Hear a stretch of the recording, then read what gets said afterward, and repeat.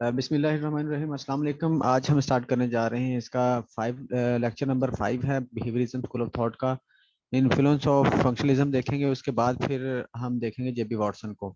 अच्छा, चूंकि जब हमने उसको पढ़ा था फंक्शनलिज्म स्कूल ऑफ थॉट को, तो उस वक्त मैंने आपको बताया था कि आपको बिहेवियरिज्म के हवाले से भी इसमें थोड़ा सा इसका रोल मिलेगा कि जो फंक्शनलिज्म है बेसिकली में इससे भी थोड़ा सा आइडिया लिया गया है बिहेवियरिज्म को जब डेवलप किया गया ना। तो ये आप इस तरह समझ सकते हैं कि जो फंक्शनलिज्म है वो बिहेवियरिज्म के प्रिंसिपल्स पे भी काम करता था थोड़ा सा। अच्छा, तो देखते हैं हम इसका फंक्शनलिज्म का जो बिहेवियरिज्म पर क्या इसका रोल था, क्या इन्फ्लुएंस था। Another direct antecedent of behaviorism was functionalism। वो कहता है कि जो behaviorism को डेवलप करने में जिसने रोल प्ले किया उनमें से एक चीज फंक्शनलिज्म भी है। Although not a totally objective school of thought, चूंकि ये जो फंक्शनलिज्म है टोटली ऑब्जेक्टिव तो नहीं था। Functional psychology in Watson's day did represent greatly objectivity than did it its predecessors.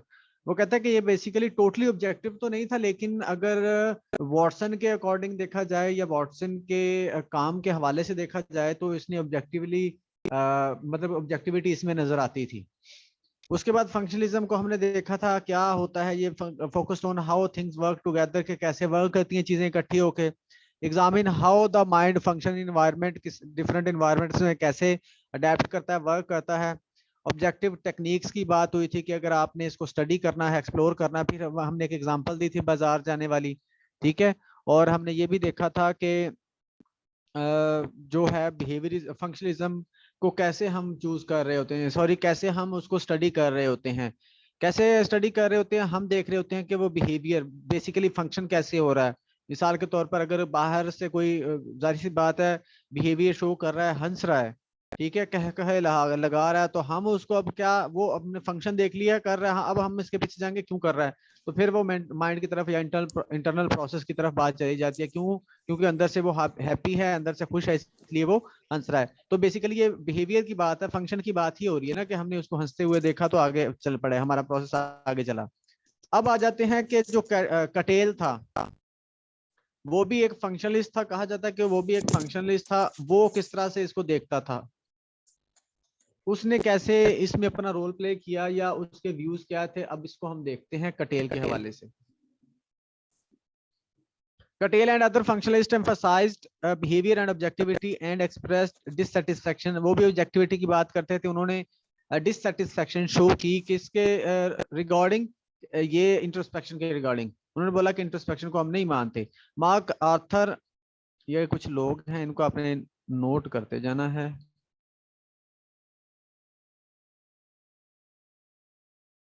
अच्छा, may a graduate student at Columbia University in 1915 recalled Cattell visit to his laboratory।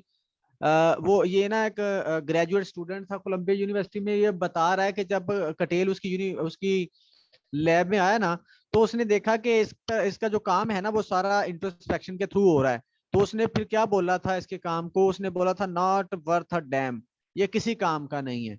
यानी कि वो introspection को इस तरह से उसके व्यू से इंट्रोस्पेक्शन के अकॉर्डिंग, इंट्रोस्पेक्शन को लेकर ना ये व्यूज थे उसके।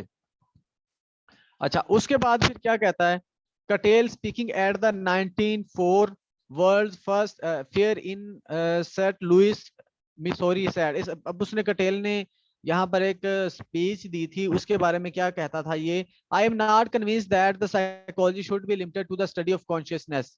मैं नहीं चाहता कि ये कॉन्शियसनेस तक ही ये लिमिटेड रहे जो साइकोलॉजी है। rather the widespread notion that there is no psychology apart from introspection is refuted by the brute argument of accomplished effect. It seems to me that most of the research work that has been done by me or in my laboratory is nearly as independent of introspection।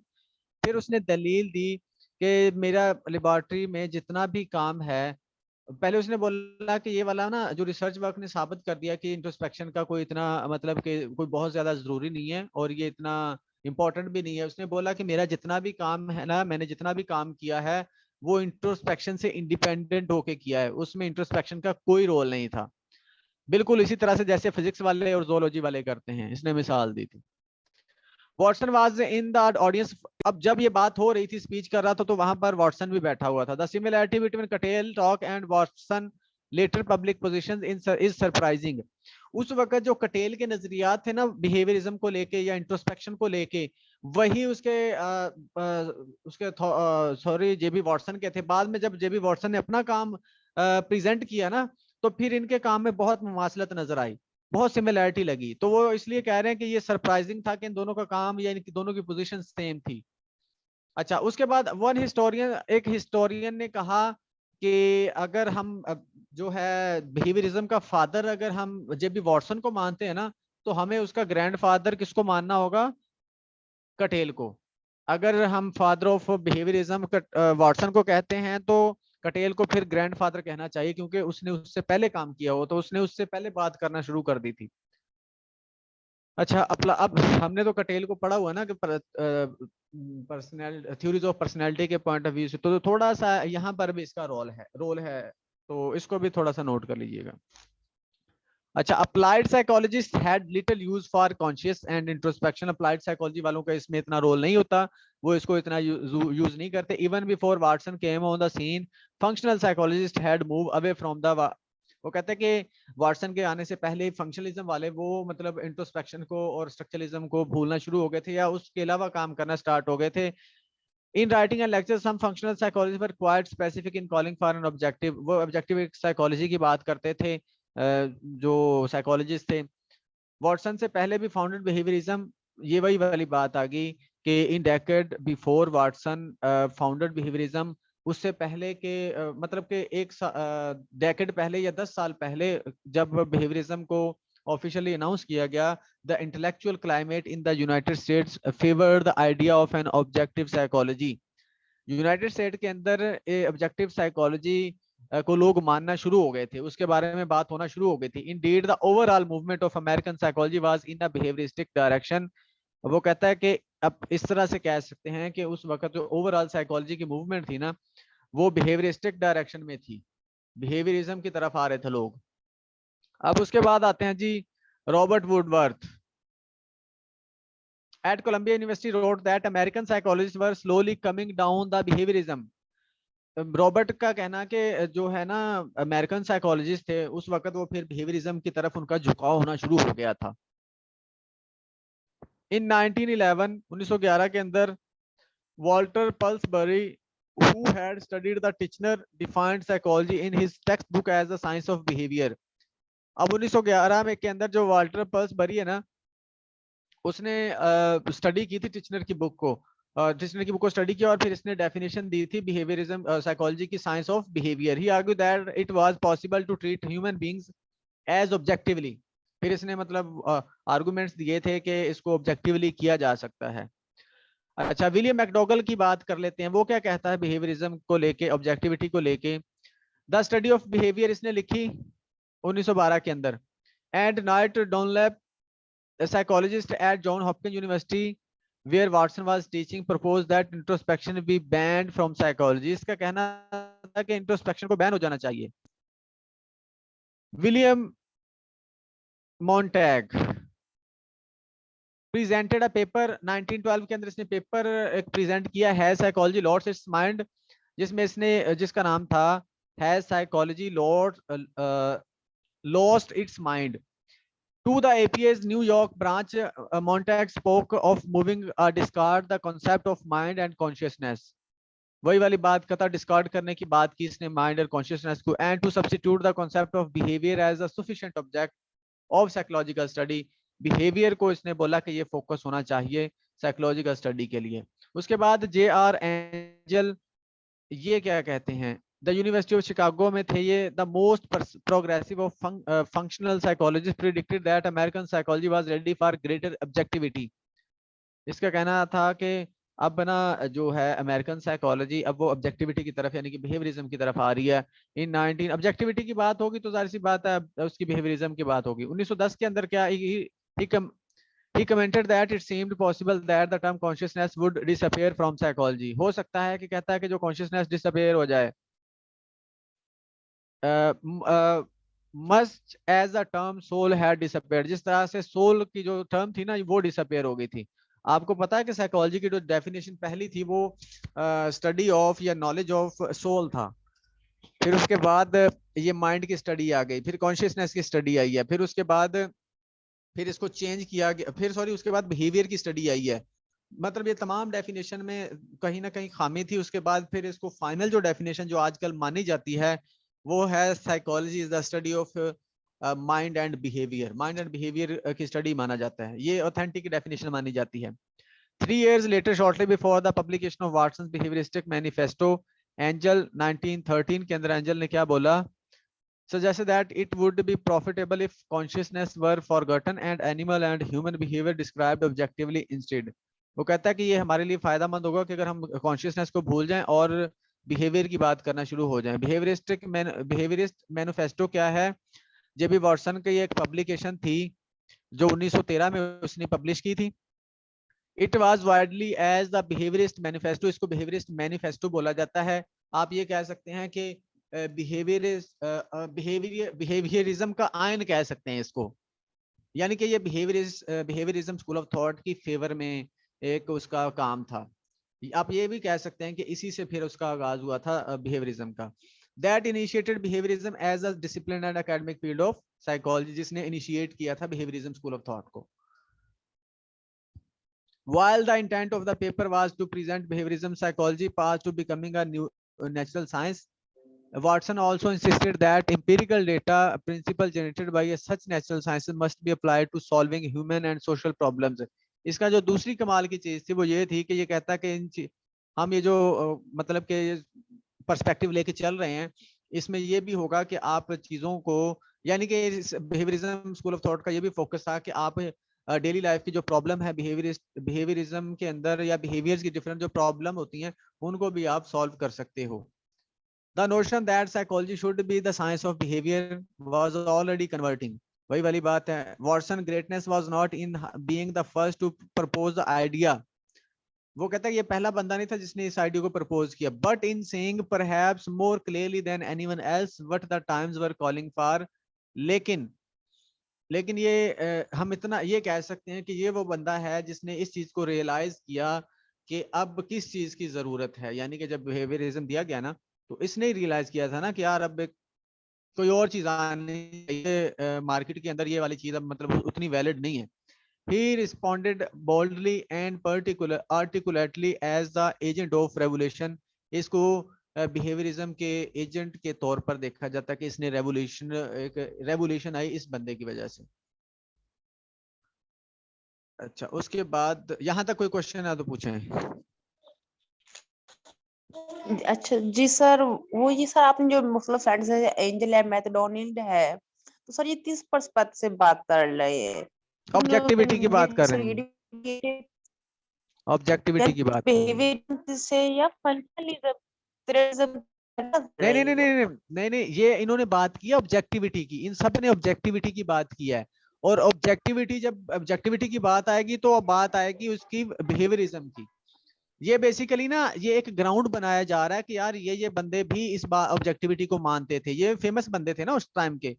तो ये बंदे objectivity पर इन्होंने दलील दी थी और consciousness को इन्होंने रिजेक्ट किया था कि यार कॉन्शियसनेस का इतना मतलब वो हमारे लिए इतना रिलायबल या वैलिड नहीं है, उसके बजाय हमें ऑब्जेक्टिविटी की तरफ जाना चाहिए।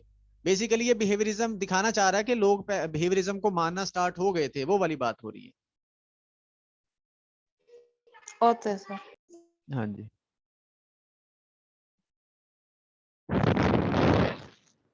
बिगिनिंग ऑफ बिहेवियरिज्म की बात करें, जैसा कि मैंने आपको बताया कि वो जो वाटसन का था बिहेवियरिस्ट मैनिफेस्टो, वहां से इसका आगाज हुआ।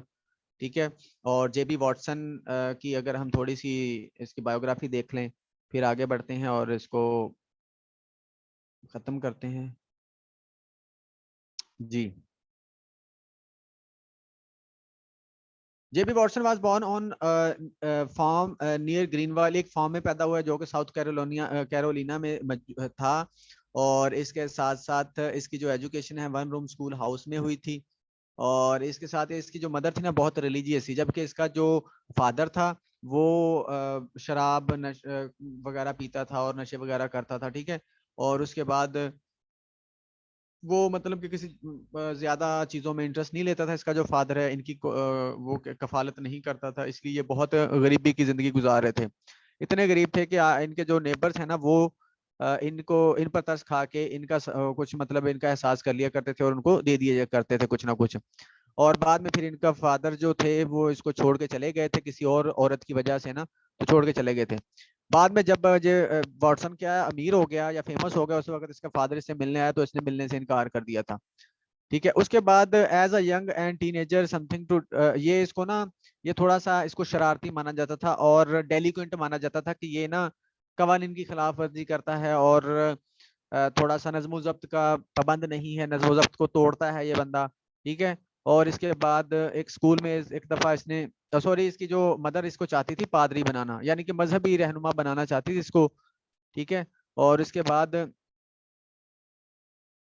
क्यूरियस थिंग एलिजिडली अकरिंग, एक और चीज इसके साथ हुई थी जो कि फरमैन में हुई थी जहां पर ये एडमिट था। वहां पर ऐसा हुआ था कि जब एग्जाम दे रहा था ना एक दफा, तो इसके टीचर ने बोला कि कोई भी बंदा अगर मुझे उल्टी तरतीब में पेपर देगा तो उसको मैं फेल कर दूंगा। इसने क्या किया, इसने उसको चैलेंज के तौर पर लिया और उल्टी तरतीब में दे दिया और बाद में इसको फेल भी कर दिया उसके टीचर ने। और बाद में जो हिस्ट्री हिस्टोरियन है वो कहते हैं कि अगर देखा जाए तो वो फेल नहीं था उस सब्जेक्ट के अंदर, है ना, उसको फेल कर दिया गया था। यानी कि वो ये नहीं था कि उसने पेपर लिखा ही नहीं था, पेपर लिखा था लेकिन उसने, मतलब ये एक बता रहा है कि उसकी पर्सनैलिटी कैसी थी। According to one professor Watson thought too highly of himself, and वो कहता है कि ज्यादा अपने बारे में सोचता था बजाय दूसरों के, अपने आइडियाज के बारे में सोचता था ये। इसके बायोग्राफर का कहना है कि ये सक्सेस को लेके बहुत एम्बिवेलेंट होता था, यानी कि पुरजोश होता था और उसकी मतलब कि सक्सेस हासिल करने के लिए एफर्ट करता था ये बंदा। उसके बाद क्या है, अच्छा उसके बाद Watson remain N other year, यानी कि 1890 तक वहां पर रहा, but during that years his mother died, उस वक्त फिर उसकी मदर की डेथ हो गई। फिर ये जो, चूंकि उसकी मदर इसको मजहबी रहनुमा बनाना चाहती थी, फिर ये नहीं बना क्योंकि इसकी मदर की भी डेथ हो गई। फिर ये शिकागो यूनिवर्सिटी में चला गया, वहां पर इसने फिलोसफी, मैथमेटिक्स, लैटिन और ग्रीक वगैरह को पढ़ा। उसके बाद his biographic noted that was time ambitious extremely status, यानी कि ये बहुत एम्बिशियस था चीजों को लेके, अपने गोल्स को लेके और अपने करियर को लेके। ही अराइव्ड ऑन कैंपस विद 50, लेकिन ये कि ये बहुत अच्छा, मतलब कि बहुत अमीर बंदा नहीं था। वो कहता है कि जब ये यूनिवर्सिटी में आया तो इसके पास सिर्फ $50 थे। अच्छा, he had chosen Chicago to pursue graduate work in the philosophy, इसने फिलोसफी को चूज किया और जॉन डिवे के with the great John Dewey के साथ काम किया and found Dewey's lectures incomprehensible. John Dewey वही है ना जो विलियम वुंड के साथ थे। तो विलियम वुंड वाले हैं या फंक्शनलिज्म वाले हैं जॉन डिवे, बताएं। स्ट्रक्चरलिज्म वाले, फंक्शनलिज्म वाले? सर अभी तो आपने बताया है विलियम वुड के साथ थे। मैंने सही बताया, मैं यही तो पूछ रहा हूँ। सर विलियम वुड तो स्ट्रक्चरलिज्म के थे, विलियम जेम्स फंक्शनलिज्म के। नहीं नहीं, जॉन डिवे की बात कर रहा हूँ मैं। जॉन डेविस फंक्शनलिज्म के थे। फंक्शनलिज्म के थे, सही है। इसने काम किया जॉन डिवे के साथ, ठीक है। और उसके बाद इसके जो लेक्चर्स थे ना, इसके जो लेक्चर्स थे जॉन डिवे के, वो कहता था कि मेरी समझ में नहीं ये घुसते, ठीक है।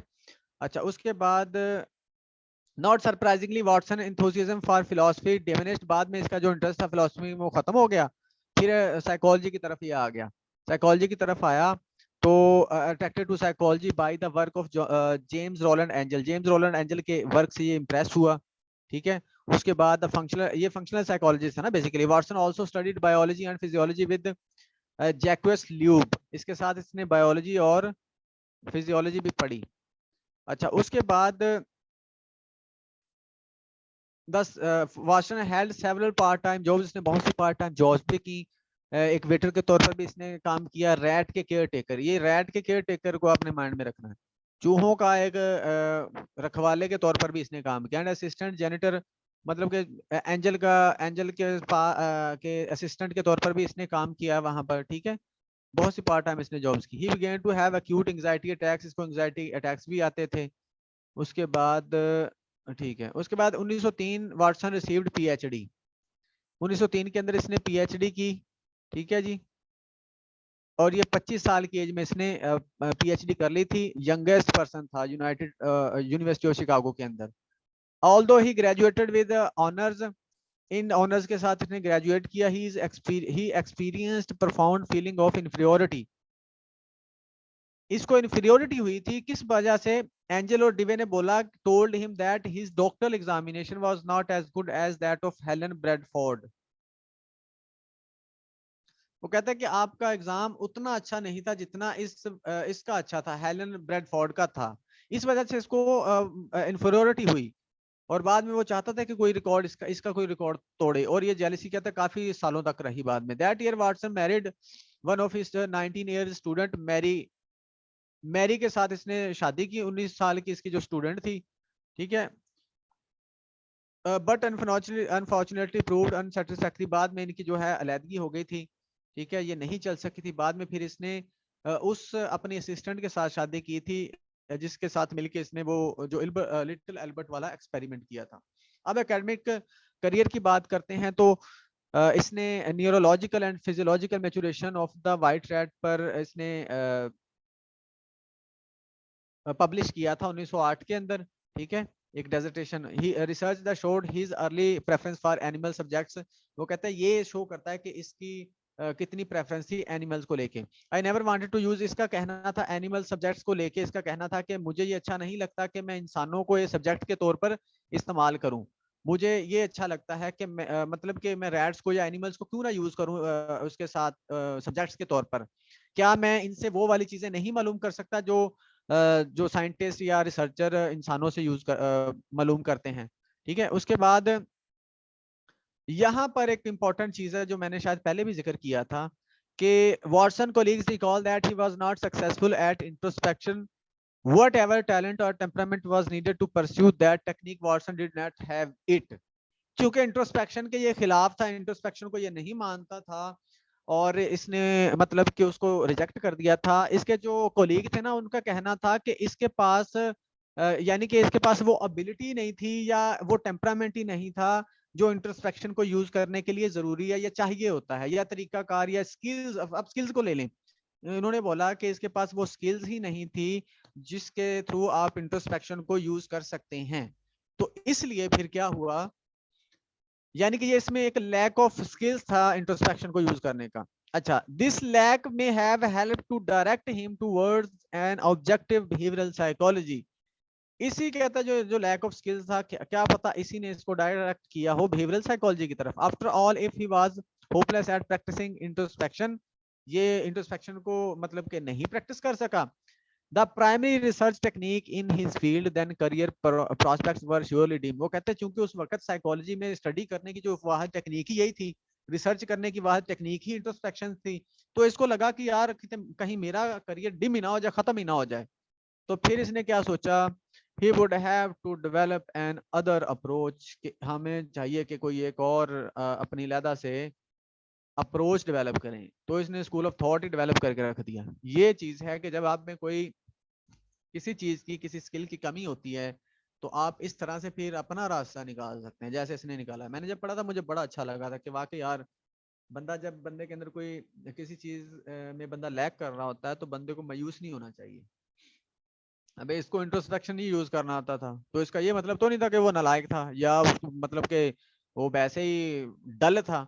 बस कुछ चीजों में बंदा नहीं अच्छा होता, तो फिर इसने क्या किया कि अपना स्कूल ऑफ थॉट डेवलप कर लिया। Also if he followed his inclination to see psychology as a science of studied only behaviour which could, वही वाली बात है कि बिहेवियर को स्टडी करने की बात हो रही है यहाँ पर। अब ये क्या चाहता था, अब वो चाहता था which could be done by experimenting on animals as well as human. वो कहता है कि अगर हम बिहेवियर को स्टडी करना शुरू कर दें तो फिर क्या है, कहता है कि अगर हम ह्यूमन और एनिमल्स को इन पर एक्सपेरिमेंट करके उनके बिहेवियर पर एक्सपेरिमेंट करके स्टडी करना शुरू करते हैं तो फिर क्या हो सकता है, then he could help bring the professional interest of animal psychologist into mainstream. फिर वो कहता है कि एनिमल्स जो साइकोलॉजिस्ट हैं या एनिमल साइकोलॉजी की जो फील्ड है उसको मेन स्ट्रीम में लाया जा सकता है अगर ये साबित कर दिया जाए कि जो एनिमल्स के बिहेवियर को स्टडी किया जा सकता है, एक्सपेरिमेंट्स किए जा सकते हैं और उनसे अच्छे रिजल्ट निकाले जा सकते हैं। In 1908 Watson was offered a professorship John Hopkins university में 1908 में इसने प्रोफेसरशिप की, ठीक है। उसके बाद शिकागो चला गया और 12 साल जो इसने हॉपकिंस यूनिवर्सिटी में गुजारे वो बहुत ही प्रोडक्टिव थे साइकोलॉजी के लिए। उसके बाद 31 साल की एज में suddenly became a major figure in American psychology, बहुत फेमस हो गया। The whole tenure of my life was changed, इसने बोला कि मतलब मेरा तमाम का तमाम जब ये इसको फेमस हुआ तो तमाम जो टेन्योर, वो कहता है कि मेरी जो लाइफ एक तरह की बदल गई, ठीक है। उसके बाद Watson was extremely popular with Hopkins students में बहुत फेमस था। उसके बाद इसने अपना जो करियर का बहुत ही अच्छा इसका जो एंड हुआ करियर का, वो इसलिए हुआ he was force to resign, इसको रिजाइन करने पर मजबूर कर दिया गया क्योंकि वहां पर एक ना स्कैंडल बना था, कोई सेक्सुअल स्कैंडल बना था जिस वजह से इसको निकाल दिया गया। और ये बहुत रंजीदा था इस वजह से कि क्या मुझे मतलब यकीन नहीं आ रहा था इसको कि मुझे भी निकाला जा सकता है, यानी कि जब एक काबिल बंदे को निकाला जाए तो वो फिर यकीन नहीं कर पा रहा होता ना। अच्छा, उसके बाद इसने फिर रोजेली रैनर से इसने शादी की। ये वही लड़की है, वही बंदी है जिसके साथ मिलकर इसने लिटिल एल्बर्ट वाला एक्सपेरिमेंट किया था। I can find a commercial job he wrote, इसने कहा। फिर उसके बाद ये बेचारा मतलब कि करियर इसका खत्म हो रहा था ना, तो फिर इसने एक और जॉब करने का सोचा कि मैं एक और कमर्शियल जॉब तलाश कर लूं और उसको करना शुरू कर दूं। लेकिन वहां पर फिर इसने क्या बोला, I feel that my work is important for psychology, मेरा वर्क बहुत इंपॉर्टेंट है साइकोलॉजी के लिए, he said, and then a teeny flame which I have tried to keep burning for the future of psychology will be snuffed out if I go। कहता अगर मैं कहीं और चला गया या कहीं और जॉब कर ली, कोई और जॉब कर ली, इस फील्ड से निकल गया, तो वो दिया बुझ जाएगा जो मैं जलाने की कोशिश कर रहा हूँ। यानी कि अगर मैं पीछे हट गया तो फिर साइकोलॉजी में मतलब कि वो डेवलपमेंट नहीं हो पाएगी। Many academic colleagues include his mentor angel, मतलब बहुत से लोग इसके ना खिलाफ हो गए थे, इसको क्रिटिसाइज करने लगे थे, लेकिन ये बहुत रंजीदा था कि मुझे सपोर्ट क्यों नहीं किया गया। उसके बाद एक बंदा था जिसने ईबी टिचनर, हाँ ईबी टिचनर, चूंकि इसके नजरियात इससे नहीं मिलते थे ईबी टिचनर के, उसके बावजूद ये वाहिद बंदा था जिसने इसको सपोर्ट किया था। यहां तक कोई क्वेश्चन है तो पूछें जी।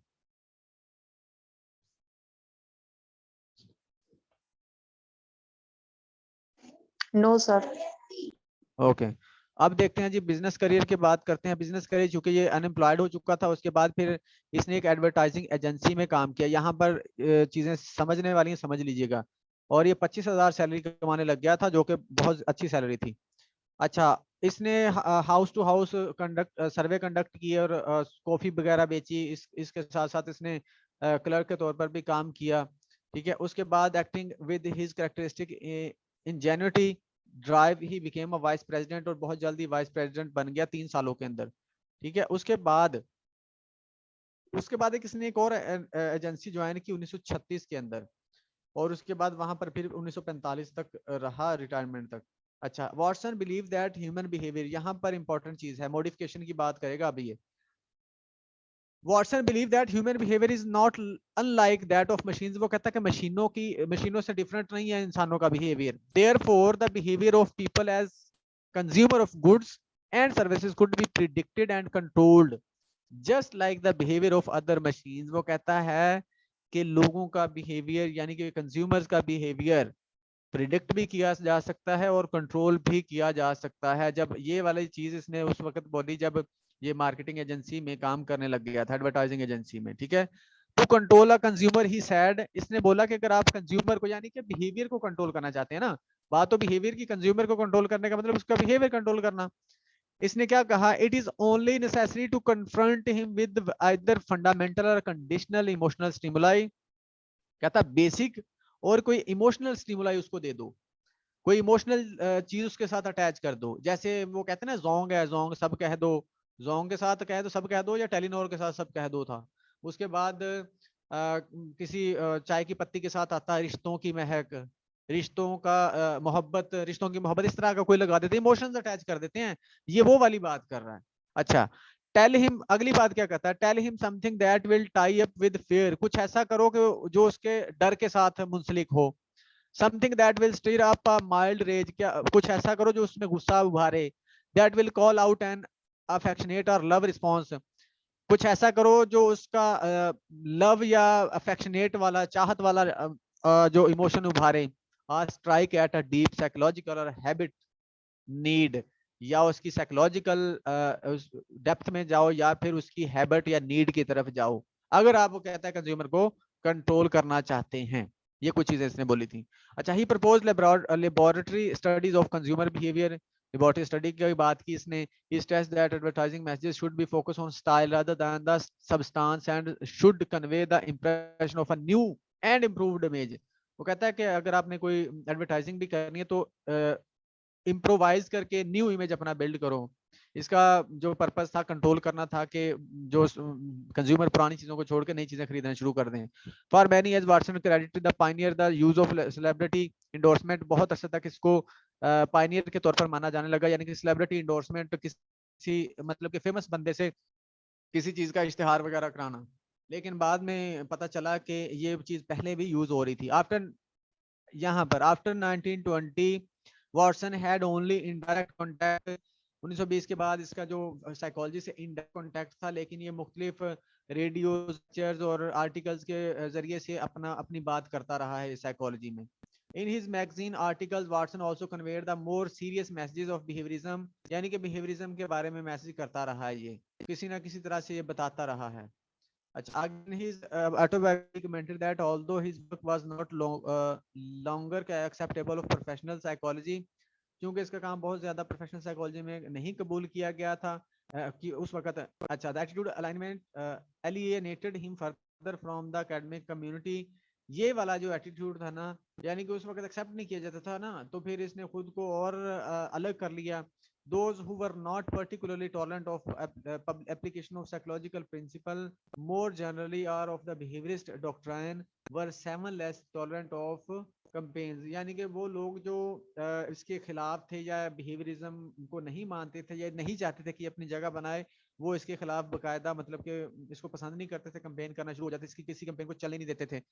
अच्छा, a rare formal contact academic psychology came through a series of lectures, एक थोड़ा सा फॉर्मल कॉन्टैक्ट हुआ इसका लेक्चर्स के थ्रू जो इसने दिए थे न्यूयॉर्क के अंदर। अच्छा, the lectures at the New York school form the basis of his book behaviourism, जो जो लेक्चर दिए वो बेस बने इसकी बुक बिहेवियरिज्म की जो इसने लिखी। ठीक है, book was first publish in 1925 के अंदर इसने बुक पब्लिश की।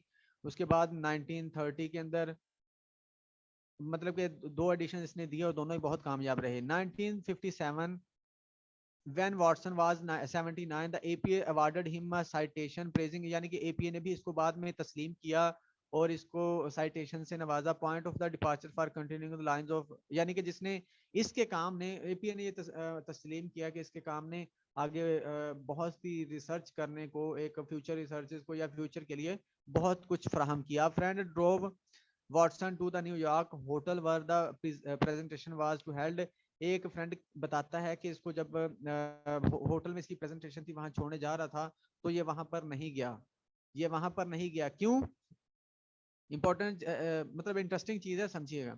But at the last minute Watson refuse to go inside, अंदर जाने से उसने मना कर दिया। And insisted that his elder son attend in his state, वो कहता था कि इसका बड़ा जो बेटा वो इसको अटेंड कर ले, मैं नहीं करूंगा। क्यों? Watson was afraid that in that moment his emotions would overwhelm him, that the apostle of behavior control would break down and weep. वो कहता है कि अगर मैं अंदर गया ना तो मैं अपने इमोशंस पर कंट्रोल नहीं रख पाऊंगा और मैं रो पड़ूंगा। अगर ऐसा मैं सबके सामने करने लग पड़ूंगा तो ये मेरा जो नजरिया ना बिहेवियरिज्म का, बिहेवियर कंट्रोल का, कि बिहेवियर को कंट्रोल किया जा सकता है, तो उसके खिलाफ जाएगी ये बात, उसके खिलाफ दलील होगी ये कि आप तो कहते हो, दलील देते हो कि बिहेवियर को कंट्रोल किया जा सकता है, तो आप तो अपने बिहेवियर को तो कंट्रोल कर नहीं पाए। तो फिर ये उसने अटेंड नहीं किया था। ये इंटरेस्टिंग सी बात थी तो मैंने आपको बताई। अच्छा, before Watson died the following year he burned all of his, तमाम इसने जो इसकी चीजें थी इसने जला दी, नोट्स वगैरह सारी इसने जला दिए थे मरने से पहले। और फाइनली ही डाइड इन सितंबर 25 1958, 1958 के अंदर इसकी डेथ हो गई थी। जी, यहां तक कोई क्वेश्चन?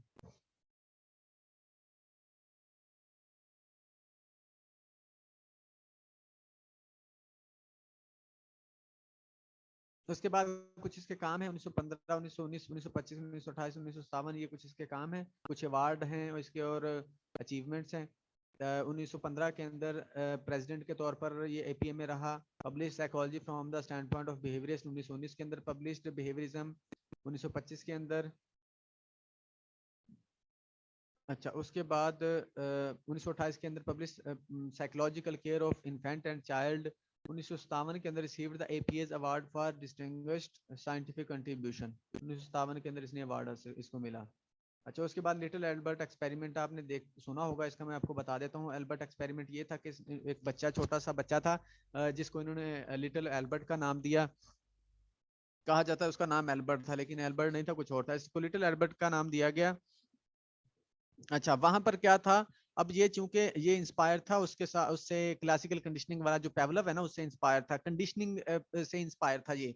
तो अब ये उसको ना एक, चूंकि जो आइवन पेवलव था ना, उसने तो डॉग के साथ एक्सपेरिमेंट किया था ना, तो अब ये चाह रहा था कि किसी इंसान के साथ एक्सपेरिमेंट किया जाए। अपने इसने एक बच्चे को लिया, बच्चे को लेने के बाद इसने पता क्या किया। अब वैसे जो कंडीशनिंग से पहले की बात है कि वहां पर उस वक्त कोई असर नहीं होता ना किसी भी चीज का, तो उसने डिफरेंट ऑब्जेक्ट्स को दिखाया बच्चे को, कोई फर्क नहीं पड़ रहा था बच्चे को, मतलब नॉर्मल था बच्चा। मिसाल के तौर पर अगर उसके सामने रैट लेके आए तो कोई फर्क नहीं पड़ा, उसके सामने खरगोश लाया कोई फर्क नहीं पड़ा, ठीक है। फिर उसने क्या किया, अब जब अगली दफा क्या किया उसने, खरगोश लेके आया उसने, मतलब कि बच्चा देख रहा था, बच्चे के पीछे जाके इसने क्या किया, जोर से शोर पैदा किया इसने। यानी कि अगर फर्ज करो किसी लोहे की चीज के, बर्तन के साथ एक, अगर आप एक हथौड़ी को मारें या बर्तन, लोहे के बर्तन के साथ कुछ ऐसा मारें जिससे शोर पैदा हो, तो इसने ऐसे ही किया कि उधर से खरगोश सामने लाया, इधर से इसने शोर पैदा किया। इस तरह ना बच्चे की कंडीशनिंग हुई कि खरगोश आता है तो शोर पैदा होता है, और शोर से बच्चा डरता है, ठीक है, शोर से डरता है बच्चा, फियर होता है बच्चे को। अच्छा, इसने ऐसे किया, 2-4 दफा ऐसे किया तो उसकी कंडीशनिंग हो गई, बच्चा रोना शुरू कर देता था। फिर ऐसा हुआ कि इसने शोर नहीं पैदा किया, सिर्फ खरगोश को आगे लेके आया तो बच्चे ने रोना शुरू कर दिया। तो इस तरह से इसने कंडीशनिंग कर दी थी। अब फिर क्या कर दिया, इसी कंडीशनिंग को इसने जनरलाइज किया। जनरलाइज कैसे, अब खरगोश क्योंकि वो फर से होते हैं ना उसके बालों वाला, फिर इसने चूहा लेके आया। कुछ लोग कहते हैं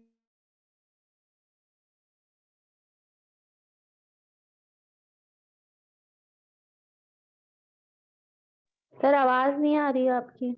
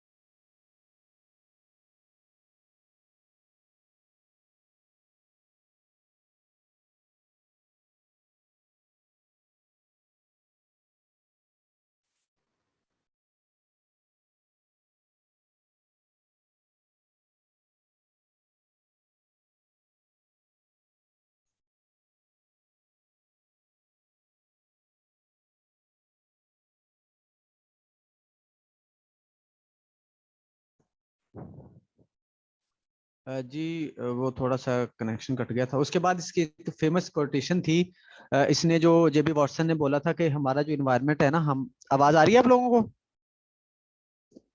यस जी सर, सर अब क्लियर आ है। रही हाँ जी, ओके। एक बहुत फेमस कोटेशन थी, बहुत इंपॉर्टेंट कोटेशन है, याद रखिएगा इसको। और ये ना सिर्फ हमारे सब्जेक्ट के पॉइंट ऑफ व्यू से बड़ी इंपॉर्टेंट चीज है, ये एक समझने वाली है और आपके डेली लाइफ से भी समझने वाली है, डेली लाइफ के पॉइंट ऑफ व्यू से। इसका कहना था कि हमारा जो इन्वायरमेंट है ना, वो हम पे बड़ा असर कर रहा होता है। यानी कि बात इन्वायरमेंट की भी कर रहा था, और बात कंट्रोल्ड इन्वायरमेंट की भी कर रहा है, और बात मॉडिफिकेशन की भी कर रहा है, ये बात बिहेवियर कंट्रोल की भी कर रहा है ये। इसका कहना था कि मुझे ना 1 दर्जन बच्चे दे दें आप, ठीक है, उन बच्चों में से वो कहता है कि उनको मैं अपने हिसाब से इन्वायरमेंट में रखूंगा। आप जिसको बोलोगे, मैं कहता डॉक्टर बना दूंगा, ठीक है, जिसको बोलोगे डॉक्टर बना दूंगा, जिसको बोलोगे मैं लॉयर बना दूंगा, जिसको बोलोगे आर्टिस्ट बना दूंगा, जिसको बोलोगे मर्चेंट बना दूंगा, जिसको बोलोगे इवन मैं भिखारी भी बना दूंगा, चोर भी बना दूंगा, regardless of his talents, penchants, tendencies, abilities, vocations and race of his ancestors. ये चीज की मतलब वो कहता है रिगार्डलेस ऑफ हिज टैलेंट्स, ये इसकी कोई कहता है इसकी अहमियत नहीं है कि उसका टैलेंट क्या है, उसकी जहानत क्या है, वो किस फैमिली से ताल्लुक रखता है, किस बैकग्राउंड से ताल्लुक रखता है, किस इलाके से ताल्लुक रखता है, कहता कोई इसका इसका फर्क नहीं पड़ता, आप बस मुझे बच्चे दे दें, उनको मैं अपने हिसाब से इन्वायरमेंट के अंदर रखूंगा, और आप जो मुझे कहेंगे मैं वही उसको बनाता चला जाऊंगा। यहाँ पर इन्वायरमेंट की बात भी हो रही है, यहाँ पर कंट्रोल्ड इन्वायरमेंट की बात भी हो रही है, ठीक है, मॉडिफिकेशन की बात भी हो रही है। तो ये बहुत बड़ी कोटेशन थी जो इसने की थी, बहुत बड़ा चैलेंज था। ये अलग बात है कि इसको ये मतलब कि प्रैक्टिकली इसने किया नहीं, लेकिन ये बहुत बड़ा दावा था, और मेरे ख्याल में ऐसा हो जाता है, हो सकता है। तो ये इसकी कोटेशन थी, मोस्ट फेमस कोटेशन है इसकी। ठीक है, समझ आ गई? यहां तक कोई क्वेश्चन है तो पूछें।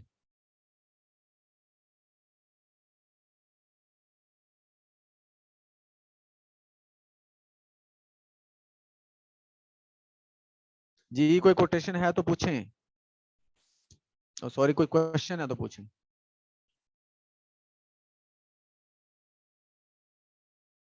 एक दो दिन में इंशाल्लाह इसको एंड कर देंगे हम, बिहेवियरिज्म स्कूल ऑफ थॉट को। सर मेरा ख्याल है ये डॉक्टर इंजीनियर तो चीफ तो ये तीफ तो बनाना मुश्किल होता है इसका दावा कर तो ठीक